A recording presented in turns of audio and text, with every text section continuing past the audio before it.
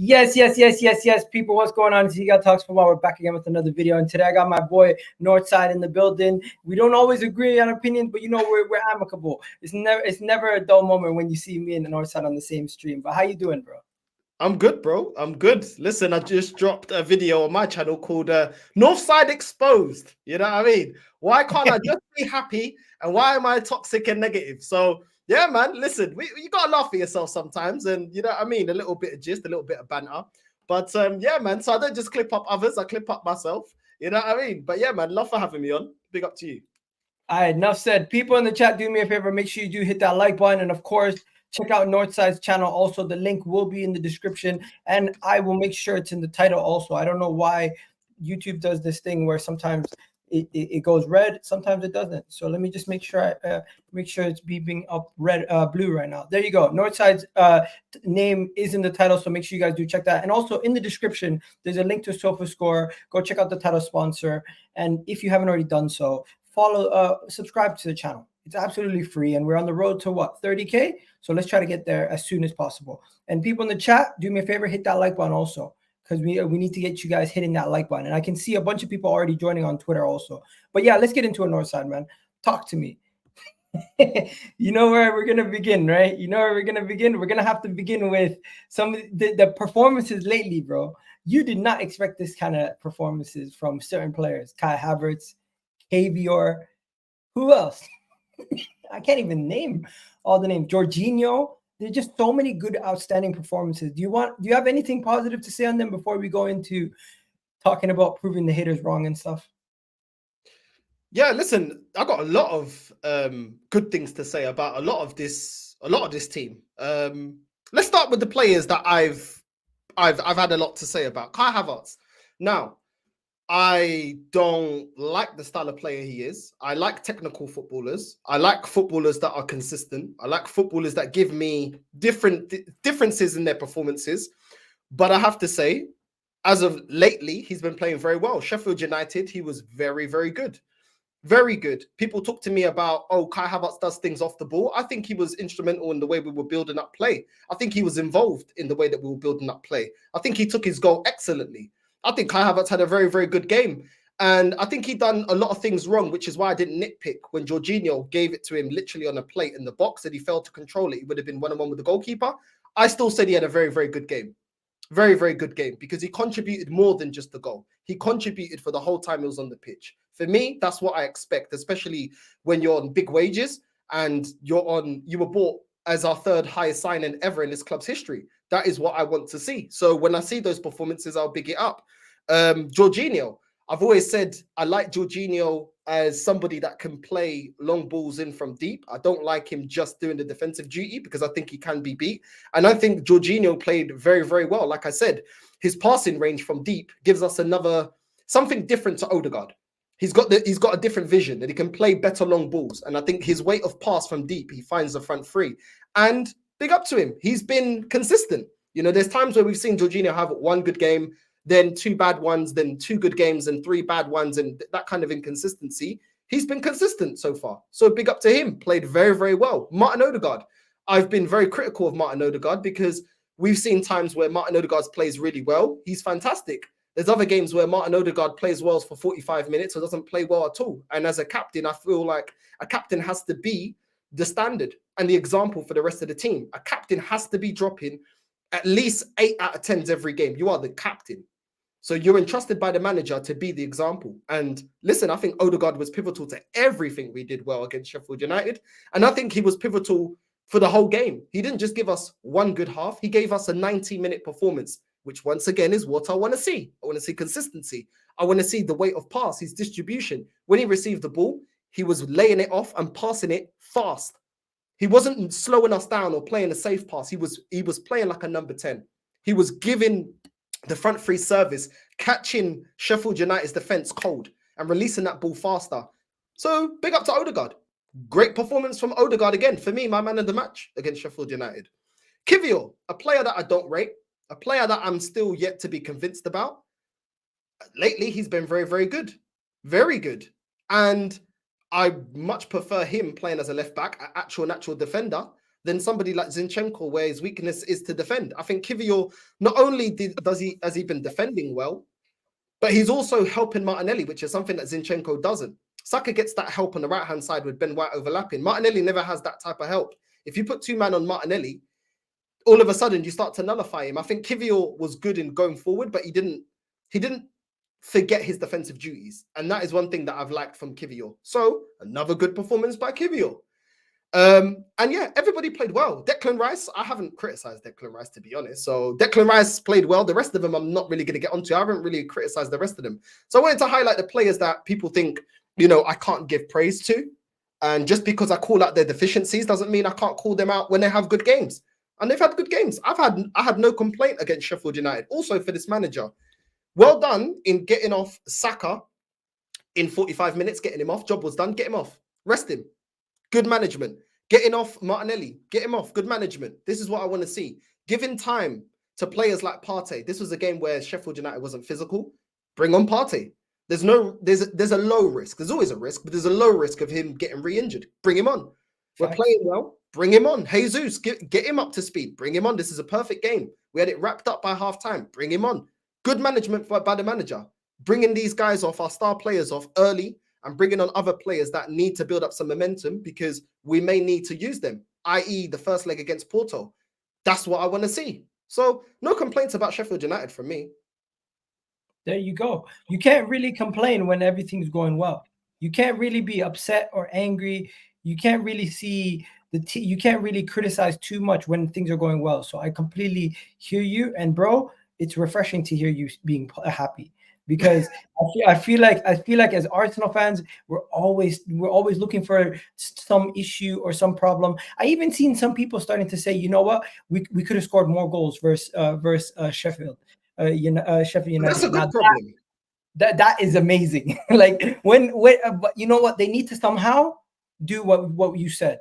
We need to see more of those substitutions. It was nice to see the likes of Thomas Partey, Jesus coming back from injury, getting half a game or a good portion of the game. Some people were upset that ESR didn't come in, but we needed to give Ben White some rest. And ESR coming in, he's not going to give Ben White some rest. So even though I don't rate Cedric, I was happy to see Ben White getting some rest also. Now, I want to touch on one thing. Are you starting to see why Arteta bought Kai Havertz though? Because this versatility that Havertz offers us, the way that he's been playing up top, I've been liking it personally. I think this is a good role for him. He's somebody who causes chaos, disrupts the back line, and he's a different type of striker to what we currently have. Jesus doesn't do what he does. You don't see any of our strikers bringing down the ball as well as he does, holding up, causing defenders issues. Like you've seen what he did to Konate in the Liverpool game. We've seen what he's been doing even in the Newcastle game. He is a problem for a lot of people in the midfield. In the back line. So I think we need to start reevaluating how we view Kai Havertz. Are you starting to do that already? Is he starting to prove you wrong in the sense of how he's performing? Or are you just saying, you know what, keep it up before I start saying anything? Keep it up before I start saying anything. I think sometimes this fan base has a recency bias. I remember when people were saying, Zinchenko's pivotal to the way we play football. Kieran Tierney's still a better defender than Zinchenko. But because Zinchenko was the new toy, Zinchenko was better. No, he's not. People had a recency bias from Ramsdale and Raya. No one's calling for Ramsdale to start now ahead of Raya. And I think this fan base does that very quickly. And I think, listen, at the end of the day, we've seen purple patches with a lot of players at Arsenal before. Yeah, Nketiah, when they were telling me to apologize to Nketiah, is anyone calling for Nketiah to start? He scored a hat-trick against Sheffield United and we ain't seen him since. So at the end of the day, Kai Havertz, 26 appearances, 7 goals, does not make you a clinical goal scorer. And just because you're performing well at the moment, doesn't disregard everything Jesus has done to us. Because people wasn't saying this when we bought Havertz. And people didn't say before we bought Havertz, oh, you know what an upgrade on Jesus would be? Kai Havertz. So we can't go back now with this recency bias of, oh no, Kai Havertz is a better. No, but that's not the conversation, mate. The conversation is not about he's an upgrade on Jesus. The conversation is, are you starting to see the reasons in why Arteta bought him? Are you starting to see, needed, though. Are you starting to see the positive signs on why Arteta bought him? Are you starting to see Havertz being very much like, as you said, he's having good performances, but are you starting to see how we can utilize him in these big games? Like, Would you start him versus Man City, for example? No, but utilizing a player doesn't mean that the player's of the level, though. So there's still a lot Excuse to me? be proven. For example, you're saying that we can utilize him in different areas. There's other players that we could utilize and they can do a job. For me, he hasn't shown me that he's a consistent footballer. I don't know if this is a purple patch or if this is the level that he's going to produce week in, week out. But he's been For example, Ramsdale. I only changed my mind on Ramsdale at the end of the season because last season, when we first bought him, I didn't think he was good enough. I felt like for the majority of last season, he put up such good performances that I said, okay, he is a good goalkeeper. I've seen consistency. For example, when we talk about Nketiah, we've seen purple patches from Nketiah, and at times this fan base has jumped on. Oh, Nketiah, he's the player. We have to get behind him, but he's shown purple patches. He's never done it consistently for a whole season. And that's the thing that we're yet to see from Kai Havertz. We've never seen him be consistent at Chelsea, and he hasn't been consistent at Arsenal. When you're taking the recency, you're taking a bunch of games that we've had, the last 7-8 games that you would say that he's played well. But he's played 26 games. And in 26 games, he's had about 7 good appearances. I need to see, especially when you're costing me the money that you're costing me, I need to see goals week in, week out. He's playing as a striker, right? So he's not great in the midfield. So as a striker, I rate strikers on goals. Yeah, that's how I rate strikers on goal. Whether you're heading it in or you're shooting it in the box, I rate you off of goals, which is why even in his fan base, we rated Aubameyang over Lacazette. Lacazette had all the work rate, but Aubameyang had the end product. And for me, I keep the same thing with Kai Havertz. He hasn't been clinical the whole time he's been here. There has been moments in this season where he's missed sitters in front of goal. You want to know something? I don't forget that. So for me, I need to see consistency from him to the end of the season before I change my mind. I don't think he's ever going to be a 20-goal a season player. I don't think he's ever going to be the guy who is a clinical finisher and scoring every game on his first touch. There's going to be issues with that. You don't teach that easily. But one thing he has shown is he has shown an ability to impact games positively, consistently over the last couple weeks. I think with our most recent form and how we've been playing since the Liverpool game, he has had a big part to play in that. Versus West Ham, he didn't get a goal contribution. Versus Liverpool, he didn't get a goal contribution, but he was integral in both those wins. Can we agree on that?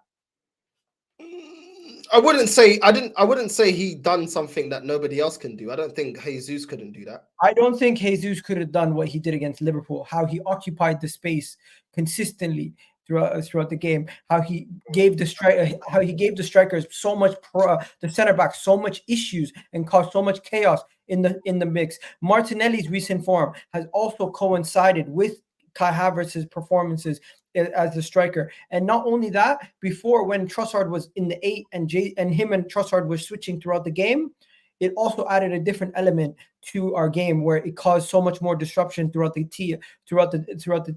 You didn't know if you would follow him to the striker position or stay in the midfield. Personally, for me, I don't think this is even the finished form of what Kai Havertz is going to look like for Arsenal in the going years. But I think we're starting to see Kai Havertz is going to be a lot better than people first expected. And that's where we got to start. That's the starting point for me with you, at least. I disagree. I think Jesus is better than him in everything apart from headering the ball. I think the only thing that Havertz has got over him is headering the ball. I think you're talking about giving defenders a headache. I think Jesus is faster, technically more gifted. I think his movement is better than Kai Havertz. I don't think Kai Havertz is of that level. He's been performing recently, but I would not put him ahead of Jesus. I really don't, bro. So Man City, say we play Man City in a couple of weeks, right? As we do. Are you starting Jesus up top? No, because Kai Havertz is in form at the moment. So I play the player that's in form. Okay. So but in form doesn't mean that you're overall a better player. No. I hear that. In form doesn't necessarily mean you're a better player. But I think what Jesus offers us is completely different from what Kai Havertz offers us, in the sense that Kai Havertz offers us a direct route to the attack, a direct ball to the attack. He brings down the ball better than most people in this team. He's able to receive the ball, long balls over the top, bypass everybody, and he's like that extra key you need to unlock teams. Kai Havertz, he hasn't been the best player to start off his campaign, but since his turn in form, it's not a coincidence that it coincides with Arsenal's turn in form and our most clinical time in which we've scored so many goals. He's had a massive part to play in it. I just want you to acknowledge that, because Jesus was here and we were struggling. We had times where we had Trossard up top, we were still struggling. I'm not saying Kai Havertz up top for the rest of the season, but I'm saying Kai Havertz has a bigger part to play than we first expected. I myself didn't think he would be hitting the heights that he's hitting right now. I thought it was kind of a questionable signing. Personally, I put my hand up. I think Kai Havertz is going to be worth the transfer fee come the end of his time at Arsenal. I've already seen enough. Are you there yet? Are you there where you can say, you know what, I can see why we paid that kind of money for him? No, because I don't see you're saying that Jesus, listen, he hasn't been as scintillating as last season, but the majority of the season we've been playing controlled football, which I said from the start that we started to play this controlled football. I said it doesn't suit this group of players. And now that we're reverting back to the way we played last season and without the liability of Zinchenko at left back, we look a lot more solid. We look a lot more solid. And then having given Rice and Jorginho the leeway to be more effective in the final third, he's taken the handbrake off. And I'm not surprised that we're playing like this, because I always said when we played that controlled football, I said, nah, it's more personnel. Take out Zinchenko from that position. Do you know what I'm saying? Make the midfield a little bit more resolute, which we have in bringing Declan Rice. And we're a lot better. This team does not like playing with the handbrake up. And we've taken that off. And now you're seeing you're seeing what we saw last season. I'm not surprised by this again. We blitzed teams last season. I'm not surprised that Arsenal can do this. The only thing for me is, how do we react when teams nullify our system? What is the answer then? Because I feel like Arteta looked very lost against Porto. And I didn't see a tactical change by the manager. I didn't see him trusting his bench. Making one substitution to me is not trusting your bench. When everybody that game dropped a stinker, I didn't see a formation change. I didn't see anything change. We're in a game that at least pipped them back 1-0. A game against phase 1 Porto of the Champions League, a team that's not favourites to win the league. At this stage of Arteta, I should be seeing signs of how to break teams down when they're hard to break down. And I also saw the front three be ineffective once the system went down. So these are the questions that I have for this manager still. This is why I still have a bit of skepticism, because we were blitzing teams last season. And when there's two things: pressure. Can I say one thing though? Yeah, on your point about last season, we're going to move past the Havertz point now. We're going to just talk about last season compared to this season. Do you not acknowledge that defensively we are suffocating this season? We are so good defensively that we don't necessarily need to even be blitzing teams the way that we are. But because we're so dominant defensively, it allows us now, since we've kind of taken off the handbrake, and I agree with you, he has given the players more freedom to do what they need to do in the attacking third. But that's because how much we trust our defense, that we're able to do a lot more in the final third. So I'm looking at last year and I'm saying to myself, last year's team gets beat by this year's team easy. Last year's team is not able to cope with to break down this team. This Arsenal team now, not only are we able to break down low blocks, bro, Sheffield United had 10 men behind the ball. We still scored a 5th goal. This team that doesn't take away, bro. But moving in, yeah, we've had transfer windows, you know, in the time in coming into this season. You're supposed to improve. Well, you're supposed to improve. When you're buying players and we're spending almost 200 million. You acknowledge that we improved, because you've been saying for a long time we didn't. No, listen, I'll give the manager props that he's playing Kivior there. Yeah, keep him there. Don't, when Zinchenko comes back, put him in the team. Do you know what I mean? That's when I'll start criticizing him, because I'm like, no, why are you changing something that's not rotation? No, but at the same time, I've always said Zinchenko is a liability, and he was a liability against Aston Villa, where we conceded down his side, and everybody knows that is his weakness. Now that we don't have a weakness, there's not a defensive weakness in our back line. And you rate Kivior now. Be honest, you rate Kivior now. I think he does a better job, and I need to see it to the end of the season before I change my mind. But like Ramsdale, I'm more than happy to change my mind, but I want to see consistency, Agal.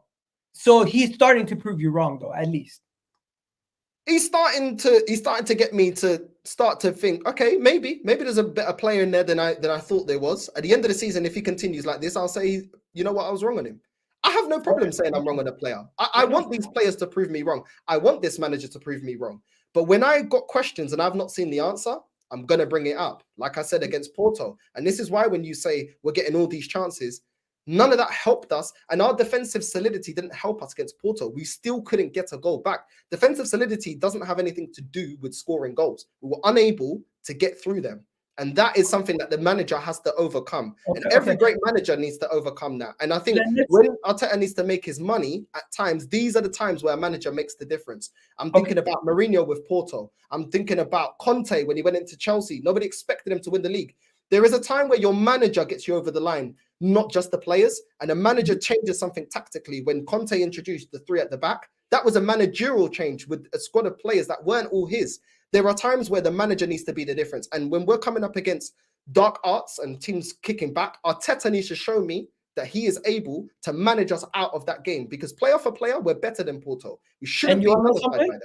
I agree with you. We are better than Porto. And what happened in the Porto game was a travesty, in the sense that we had 90 minutes where we had 0 shots on target. We had 7 shots the entire game. We had all the possession, and we let them score a goal in the final seconds of the game through our own stupidity by kicking the ball instead of just holding on to possession. Similar situation to what Nottingham Forest did, basically, by giving the ball back to the opponent so late into the game, basically inviting the pressure. We shouldn't have done that. But what Mikel Arteta did in that game after 74 minutes that started to get us a little bit more control than we had the whole entire game was invite Jorginho back into this team. So this is where we need to now talk a little bit about Jorginho, because since Jorginho has been put back into this team, and he didn't start that Porto game, by the way. I thought it was a mistake not starting him in that Porto game. He should have started that Porto game. We find Kai Havertz up top, Jorginho in the midfield with Declan Rice playing a lot more forward, looking really good. Is Jorginho another one of those guys where we need to say, you know what, hats off to him? Because I didn't want Jorginho. Personally, I thought Jorginho was going to be a bad signing. He has been really good this season and kind of caught me off surprise. I'm sitting here saying Chelsea made a mistake selling him to us. As I said, I need to see consistency. I never said he was a trash player. I don't want him playing just as a DM, because I feel like he can be beat. He's not the fastest player. And I think his attributes are all going forward. I said this when we first got him, and people say, no, he's going to be a DM. I said his best attributes are not defensive. His best attributes is linking up the defense and the counter-attack from long-range passes. And a lot of people didn't want to agree with me. And I said, bro, none of his best attributes are defensive. Do you know what I'm saying? You can say he can do a job, but he can be overrun in a way that Declan Rice won't get overrun. Declan Rice's best attributes are defensive. Do you know what I mean? And that's why I wanted him to be used like that. And big up to Arteta. Listen, I said this before on my channel. The fact that Odegaard is, if Odegaard is nullified, we don't have anybody else that is our creative player.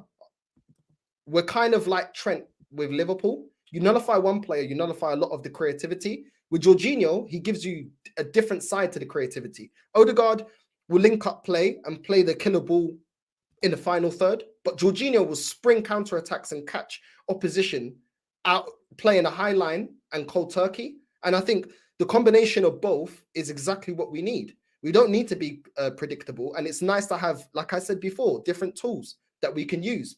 We don't need to walk the ball to the back of the net every time, because we've got Jorginho that can spring long balls. So long may it continue. With Jorginho, it's not so much that I don't think he could do a job. I just want him to do the job consistently. That is what I want. With a lot of our players, it's the consistency. And that's what you need to do. You have to be consistent to go up against this Man City team. Liverpool's seen it. We've seen it with Liverpool. You have to. You can't drop off. So long may it continue. Listen, I'm more than happy to be proven wrong. I don't want Arsenal not to win the league. I want them to win the league. Do you know what I mean? So we're going to get there. Don't jump the gun. Quickly. So we have spoken about some of these players. Just tell me if you feel, let's do a quick little game. So how many of Arteta's last 10 signings would you say have been good enough based on your books? What do you think of David Raya? Because I think David Raya has been outstanding for us this season. And to start the season, people are saying they don't see a difference between him and Ramsdale. I think Raya is going under the radar slightly because he has had 20-something games, has 11 clean sheets. Also, in addition to that, only conceded like 19 or 18 goals in that time also. Big credit to Raya, because I know Ramsdale is a big fan favorite, and I'm going to be at his game. The last game, most likely, he's going to play this weekend is against Brentford. But I think Raya is going under the radar, and I think he's been a successful signing. I don't know about you. I agree. I think he's been a very good signing. Let's wait to the end of the season. Just like I did with Ramsdale. I don't think he was trash. I wasn't outraged when we bought him. I actually wanted him to start games. He did make mistakes at the start, so the criticism was warranted. But I actually think he's been a good signing. He's Were not you been out on Ramsdale? Were you out on Ramsdale? I prefer. I said, you know what? I wanted Raya. I wanted Raya to start games. But I was critical of Raya. Even though I wanted him, I was critical when he was making howlers at the start of the season, just like Ramsdale did. But I wanted him. And I'm happy for him. I'm happy that things are on the up, and I think he's been very consistent.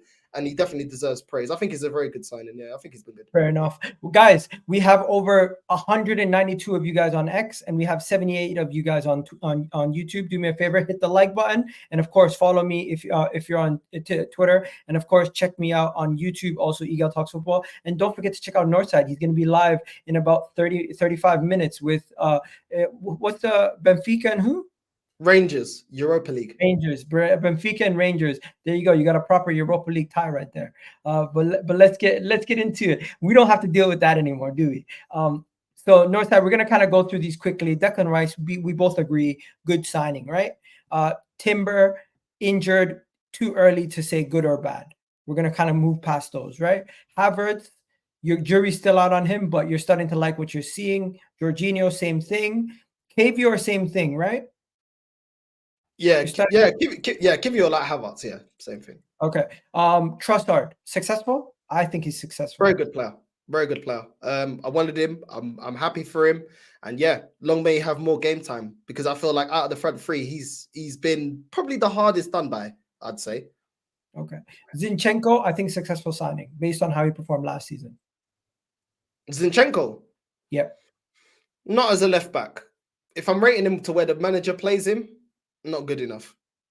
Fair. Would you sell him? Because rumors are he could be sold this summer to Bayern Munich for 45 million euros. If we're not going to use him as a midfielder, when in all honesty, we don't have amazing midfield options when you're talking about attacking midfielders, then yeah, sell him. But I would like to see him play the same position he plays for his nation and see what we can get out of him, because I definitely feel like he could do more than Fabi Vieira and players like Lokonga and players like that. So, yeah. I just don't know if we're going to see him in that midfield position. I think we bought him as a left back, and he's going to probably be utilized as a left back forever. But hey, if anything happens to Ben White, we're going to need him, because Ben White right now is playing the inverted role quite well on the right-hand side. You must like Ben White, right? You rate Ben White, right? Because I've never heard he's a good player negative about him. Nah, I think he's a good player. I think a lot of times Ben White's actually been very consistent. Like, since he's been moved out of that centre-back position, I think he's done really well. When he has the odd game that's not good, I'll criticize. But for the majority, I think he's actually really decent and consistent. You know what I mean? He's not a flashy fullback. He's just a good fullback, and he does his job. And I think that's... But listen, I don't need my defenders to be flashy. I don't need that. I'd rather you be consistent than be flashy. So... That's what he is. He literally just goes to work and he says, we play good football. And he makes people laugh in his interviews. But yeah, you probably find that funny too. The way he just says, like, straight up. He's straight up. He doesn't play games.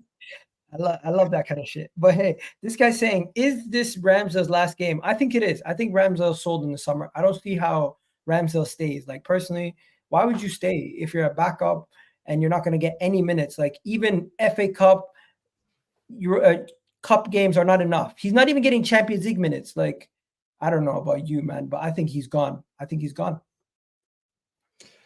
Yeah, I mean, how long has he got in his contract? 3 years. He just signed a new deal. Then we signed Raya. We did. Yeah, so keep him. Tough, keep him. It works out better for him if he leaves. I'd say keep him. At the end of the day, he's a good number 2, and you work your way back into the team. There's loads of goalkeepers that are number 2s that want to be number 1s. Do you think goalkeepers want to stay on the bench? But you got to earn that. At the end of the day, he was dropping stinkers. He couldn't capitalize. I think he's gone. You heard his dad's interview. I think he's gone, bro. Well, to be honest, if you're under contract, your employee tells you when you're gone. Fair. I think we do sell him though. Somebody's saying, do you think we sell ESR? I think ESR is sold.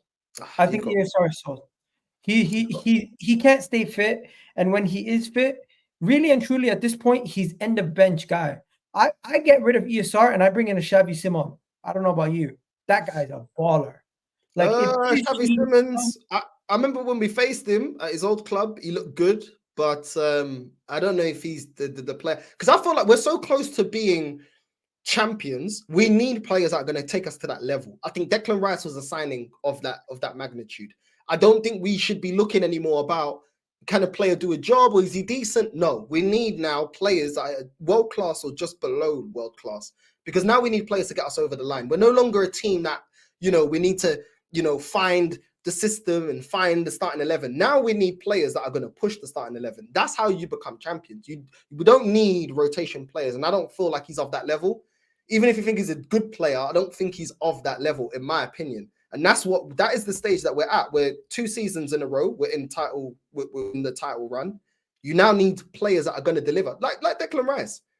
Like Declan Rice, he performs week in, week out. You know what you're getting top. You know what I mean? Like 8 out of 10s, 9 out of 10s. That's now the type of players that we need to get over the line. In my opinion.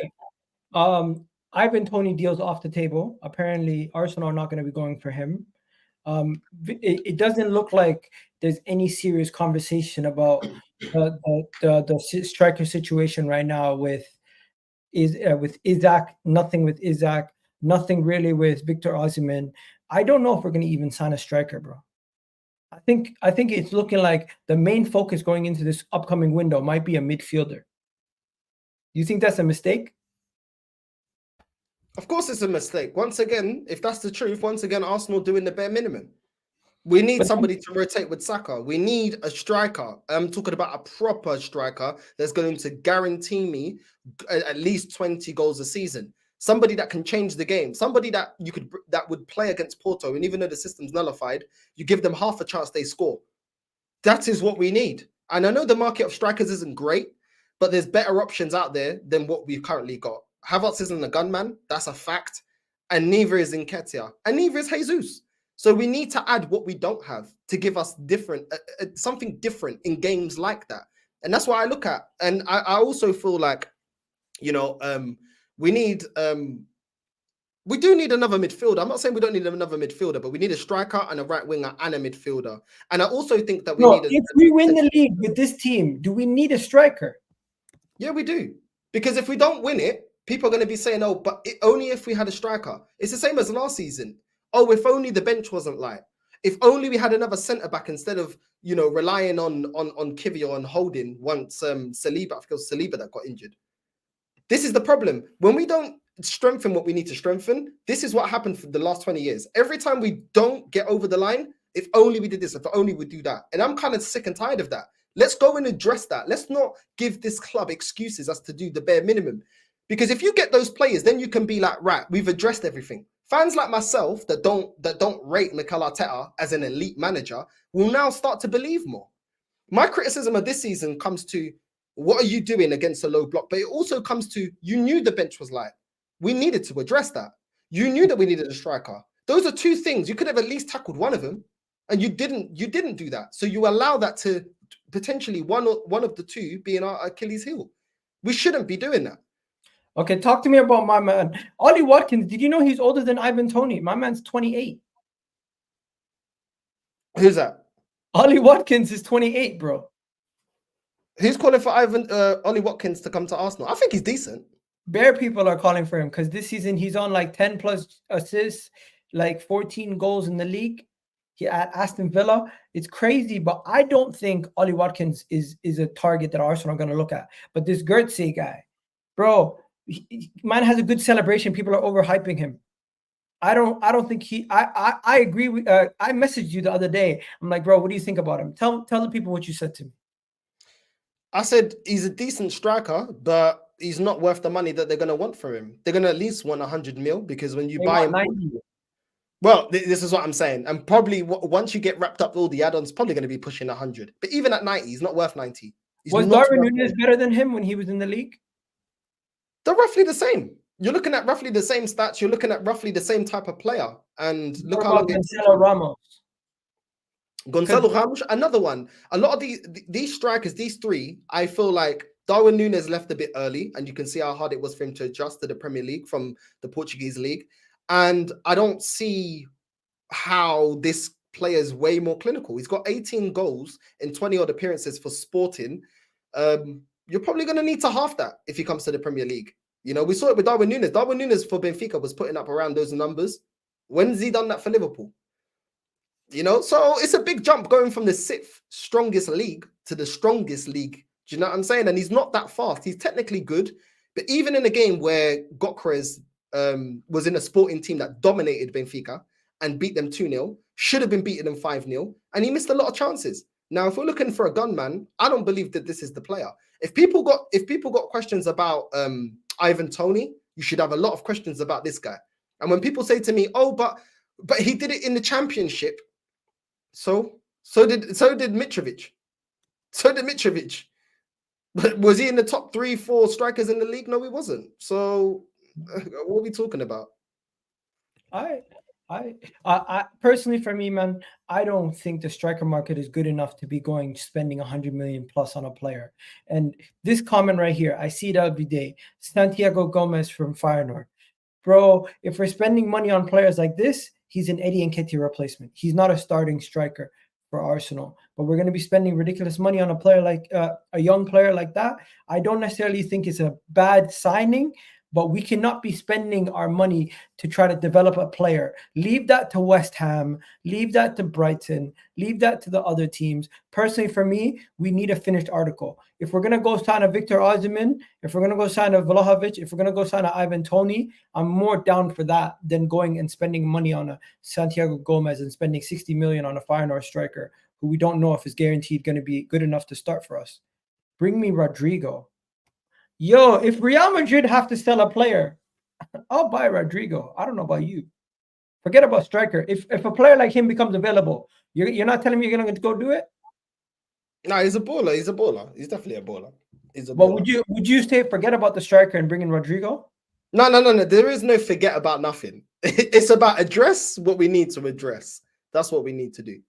So you're saying even if a Rodrigo is available, a Vinicius Jr. is available, or even if there's a situation where Valverde is available at Real Madrid and they could come to Arsenal, would you prioritize those kind of signings, or would you say you have to get everything or nothing?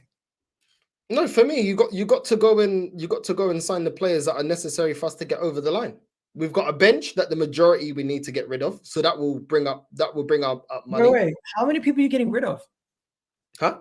Right, I'm getting rid of Fabi Vieira, Cedric. I'm getting rid of Reece Nelson, Nketiah, Emil Smith-Rowe. If we sell correctly, that's probably over 100 mil or 100 mil. All right, 1 second. So goalkeeper, you're getting rid of Ramsdale. Defense, you're getting rid of. No, I'm not getting rid of Ramsdale. You said that he's going to go, and I said you're keeping Ramsdale. I'm keeping Ramsdale. Yeah, he ain't going nowhere. You're getting rid of Cedric. Who else in the defense? Zinchenko. Fabi Vieira. Bro, Fabio Vieira is not that bad. You just said you don't rate him. When you brought up Fabio Vieira, you said you don't rate him. No, I'm saying Fabio Vieira is not a guy who we should be giving up on. It's only his second season, and he's barely played because he got injured. Nah, I've seen enough. He ain't good enough. He was playing well at the beginning of the season. As an impact sub, and even that, he's not consistent as an impact sub. I don't think he's good enough. He's not good enough for what we're trying to do, winning the Champions League, winning the Premier League. I just don't think he's of that level. Okay. So if you're asking me, Fabio Vieira, ESR, are you getting rid of ESR? Yep, getting rid of ESR. Yep. Cedric? Huh? Cedric's going. Yep, Cedric can go. He's another bum. El Nene, he can go. Another bum. No, that's my boy. El Nene's my boy. Nah. What do you call it? Eddie Nketiah? Nketiah, yeah, he's gone. He's gone. Not good enough. Reece Nelson? Gone. Okay, so you're only really getting rid of the periphery, like bench players, the players who are deep bench. You're not really getting rid of any of our starters or main players. No, listen. If Kai Havertz does what I'm expecting him to do, I want him gone. I want him gone. I don't rate the player. I don't rate him. Kai Havertz has 8 goals. He has 8 goals, 3 assists, bro. Allow that. He ain't good enough. Bro, he ain't good enough. He's been good lately, and I gave him his props. What he's doing right now is not good enough. Then majority of the players in the Premier League are not good enough. Not really. When you're a striker and all you've got is 7 goals, isn't that great, is it? He's played more games in midfield than in striker. Okay, that's not my problem. I still haven't seen a good enough return on the investment. People are quick to say that about Pepe. So why is it different when it's Havertz? We actually spent more money on Pepe. So if we're going to go down the narrative that we have to stick behind players, we should have stuck behind Pepe. Because I tell you what, Pepe is a better footballer than Kai Havertz, bro. As a footballer, he is better. But you want to see something? There's a lot of players out there that are better footballers, but they're not productive footballers. He's not that productive. Kai Havertz this season has been productive. This is recency bias. This is the same bias that they have against Nketiah. As soon as he scores, he scored in 2 games. Look how good he's. Yeah, okay. What about the other games? You literally said just a couple minutes ago that he had an amazing game for Sheffield United, and you think he's been good recently. You want to wait until the end of the season. Yeah, but recently hasn't been recent enough. For me, you've had a couple of good games, but the majority of games that you've played, you've been trash. He's been missing sitters in front of goal. I'm not forgetting that. Just because he scored. This is the same thing, yeah, that they do. This is the problem with football, yeah? I'm evaluating you on everything. Your ability. In all the appearances you had, what have you done? How consistent you are. Come on, bro. Just because he scores a couple of goals. I mean, when they told me this when we were trying to 2 years ago that we were trying to get top 4 over Tottenham. Yeah, we're trying to get top 4 over Tottenham. Oh, Nketiah scored in 1-2 games. We had 10 games to go, and ultimately we bottled it, bro. We bottled it because he didn't perform for 10 games, and Tottenham got top 4. Bro, come on, bro. Let's listen. This player ain't good enough, bro. Listen. I'll give him praise for the match, but bro, until I see it for a whole season, I'm not believing in it. My eyes don't deceive me. This guy isn't good enough. And just because you scored lately doesn't mean I have to now automatically forget sitters that you missed. Times where you're not able to control the ball, getting barged off the ball. Be consistent for the whole season because that's what it takes to win major honors. And when you're coming in as the 3rd highest signing and you're on the highest wage in this team, when I don't believe that you deserve it, you have to do it to the end of the season. Arsenal fans have got no problem saying this about our rivals. When they spend big money on Anthony and players like that, whether they have 1 or 2 games, we evaluate how they've been for the whole season. And then we say, are you a flop or not? So why is it different when it's an Arsenal player? Yeah, you know what, bro? I think nothing Kai Havertz could do, even if he went on to score another 10 goals this season, could get you to change your opinion on him, because it's not about goals at this point. It's just you just want him to be better than he's ever been. You just want him to show that he's levels above what you expected. And I don't think you're going to get him to be that main man, because he's never going to be that main man. He's always going to be part of a good team. And I think as long as he's just a part of a good team, you're going to say, you know what, you can upgrade that. That's what you're saying. Am I wrong? Yeah. I'm just saying keep the same energy that we had with Pepe. We bought you for big money. We have big expectations. And you have but the reason why we had bigger expectations on Pepe, bro, our team was shit, bro. We spent that money. We spent that kind of money. If we would have signed a Pepe type player today and brought him into this team, because of how good the team overall is, no player is going to look that bad in this team. But looking back at it, Pepe has been more productive than the likes of Mudryk, Anthony, Sancho. He actually was more productive than those guys. He got I'm just saying keep the same energy. The problem is, yeah, and this isn't a lot of fan bases. Is a lot of fans don't have the same energy. I'm not saying that people are wrong to have high expectations of Pepe, but that shouldn't switch up because it's Havertz. It shouldn't switch up because there was games that Pepe played well, but in a whole season he wasn't consistent. Am I wrong? I think the revisionist. What's the difference in me saying that about Havertz? I think the revisionist history around Pepe is because, yes, Pepe was treated a certain way, but Pepe was never an Arteta signing. Pepe was a Unai Emery signing, and even then, it was more of a club signing than an Unai Emery signing, right? So I don't think we did the right recruitment and the right planning into making that signing. Now, Pepe, you can say he's a better footballer than some of these players, but he was never effective. He scored a couple of times. He got some goals. He did what he did, but I don't think he was as effective as the likes of Bukayo Saka or even the likes of Martinelli. And when it comes to his ability, he was not suited to play in this kind of team. He's a kind of player who needs the ball in behind, consistently in behind. He's not going to play in this system. So yeah, I'm not against that. I'm not against what we got with Pepe. But I'm keeping the same energy I had with Pepe with this guy and anybody else. You can keep the same energy, but people are going to evaluate players differently, bro. I personally, I'm the kind of person who gives people a year. I'm not going to write you off until at least a year. I'm not going to sit here and say to you, somebody who was signed for even a rival club is shit after 6 months. I'm going to say, you know what, he's not looking good, but he's not looking good. But even Darwin Núñez, for example, when everyone was calling him shit last year, I was sitting here saying, yo, give him time. He's going to come good. But yeah, I think your point about Pepe giving him the same energy, bro. People gave Havertz way worse energy than Pepe. People were on Havertz's back from the minute he came in, and now it's kind of died down because he has 10 plus GA. You yourself cannot sit here and tell me you expected 10 plus GA from him. No, I'm expecting more from him. I'm expecting more. At the end of the day, you're telling me that you just said, yeah, that Saka and Martinelli had better output than Pepe, yeah? Cool. Pepe didn't have a brain, yeah? In the final third, it all goes to mush. And this player he isn't clinical, and he's not a technical baller. What's the difference?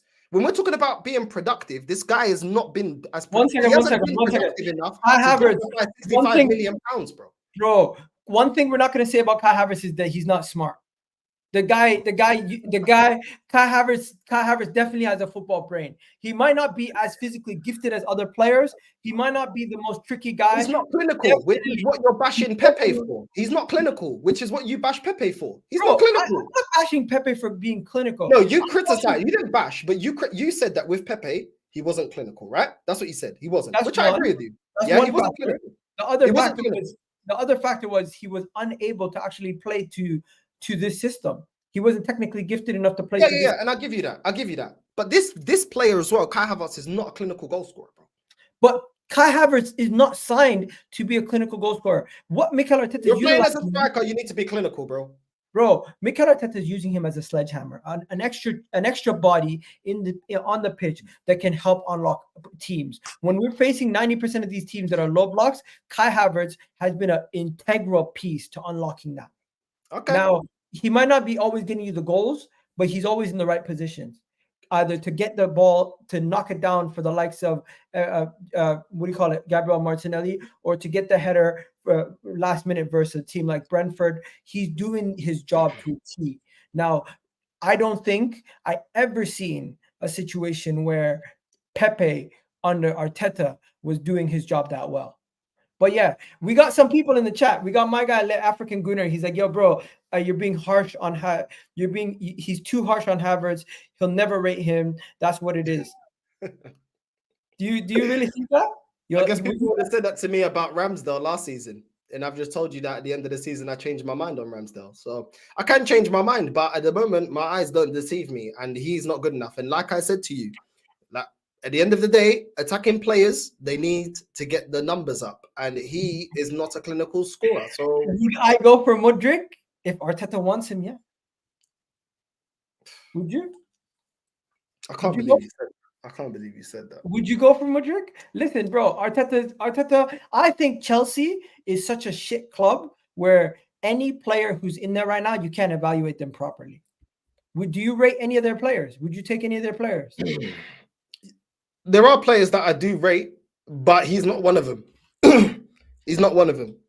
Just because the system isn't right doesn't mean everyone's amazing. If it's just about system, how come our bench ain't looking that great? And a lot of them we want to get rid of because they're not good enough. Because we've got a system. Bro, our bench is pretty good. I don't know about you.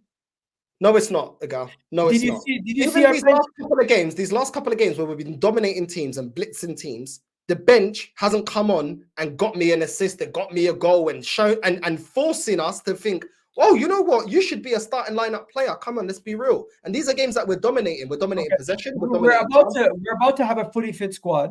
We're about to have a fully fit squad. On that bench, we're gonna have most likely the likes of Jesus, Partey, Trossard. We're gonna have Zinchenko on the bench. We're gonna have maybe Timber even coming back on the bench. Bro, the bench is starting to look a lot more healthy. Let's not act like the bench is not going to be somewhat sorted. But hey, we'll save that for another day. Let's just go to the final point. Mikel Arteta has interest from the likes of Barcelona, has the interest of other clubs like PSG who were looking at him previously, and he's going to be looking to get a new contract soon. I'm looking to give him that contract personally as a fan. Even Who? if we don't, yeah, I'm saying we should give him a Mikel Arteta. Oh, Now, give Mikel Arteta a contract when? Extension, yeah. When?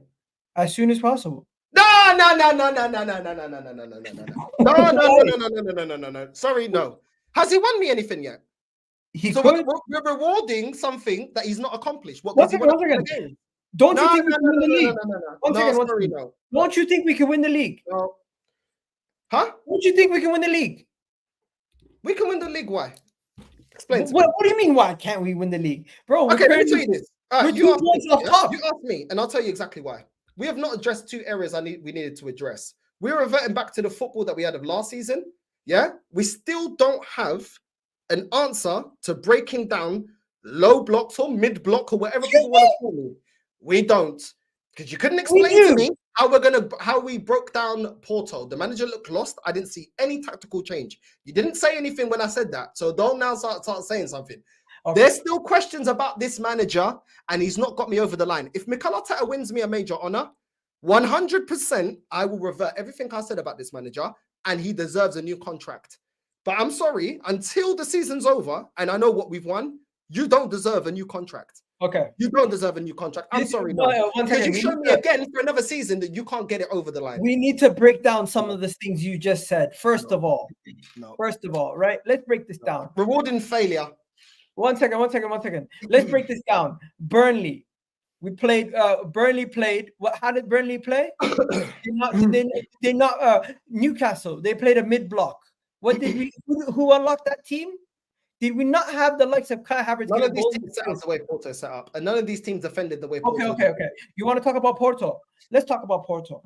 Porto, we lost on the final kick of the game due to our own stupidity giving the ball away, and I agree with you there. We did not have enough urgency and positivity to go score that goal. But at home, it's a different story. We go and slap Porto at home the same way we slap Sheffield United, Newcastle, and Burnley. Are you then going to sit here and say, you know what?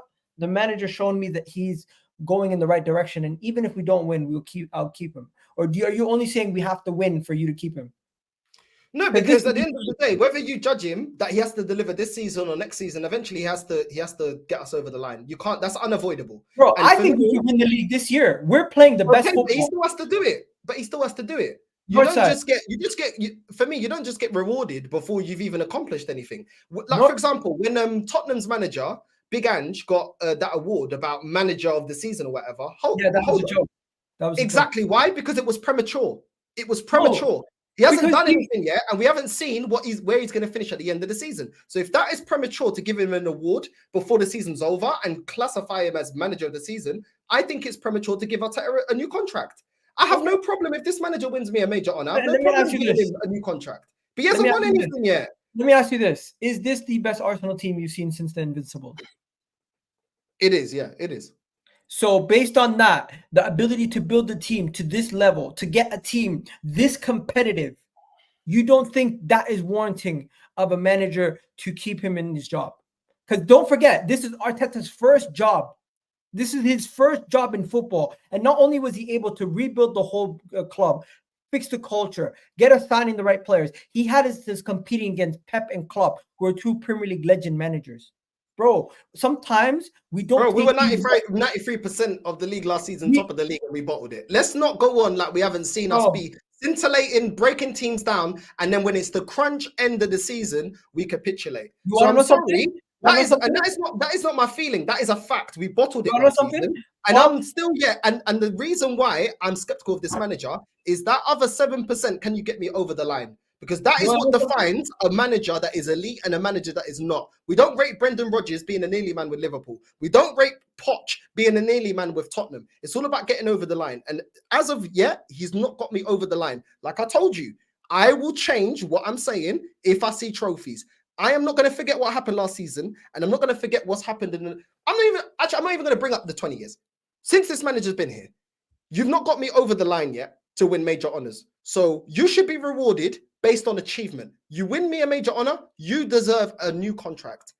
But you're not going to get. I do not agree with rewarding people before they've even achieved anything. No, sir. Every time we do this show, we're going to be back having the same conversation. And we're going to be back having the same conversation about Arteta until you change your goddamn mind. And I believe sooner than later, when we see either the big ears or the Premier League trophy, you're gonna be changing your mind very, very soon. But yeah, guys, Northside's gotta go. He's got a show to go do on his channel. So make sure you guys go support him on his channel, Northside LDN. We have over 400 people watching on the two. You gotta do this again though. What? We gotta do another show. Does Arteta deserve a contract early? And then we'll have time to talk about this. Nah, the next show we're gonna talk about is can Arsenal win the Champions League? But yeah, for now. for now, we leave you guys here with you guys have a good one. I'll catch you guys on the next one. Northside, go check out Northside. He's doing at 8:00. He's doing a watch along, and you know what? Appreciate everyone who's joined in and locked in today. We got over 380 of you guys right now. Do me a favor, hit a like on the way out. Go subscribe to my channel, Eagle Talks Football, on YouTube right now if you haven't already done so. And after you're done that, go on Northside channel and go check out his watch along. We're out of here, people. You guys have yourselves a wonderful day. I hope you guys enjoyed this conversation, and hopefully we can do this more often, Northside, because it was very, very. I think it's very respectful conversation. Come on, man. Anytime, man. Listen, you don't have to. You can be respectful. Just because two fans don't see eye to eye doesn't mean you can't have a respectful chat. So I enjoy this. I enjoy difference of opinions. You know what I'm saying? So. Yeah, man, big up. Thanks for having me on. Peace out.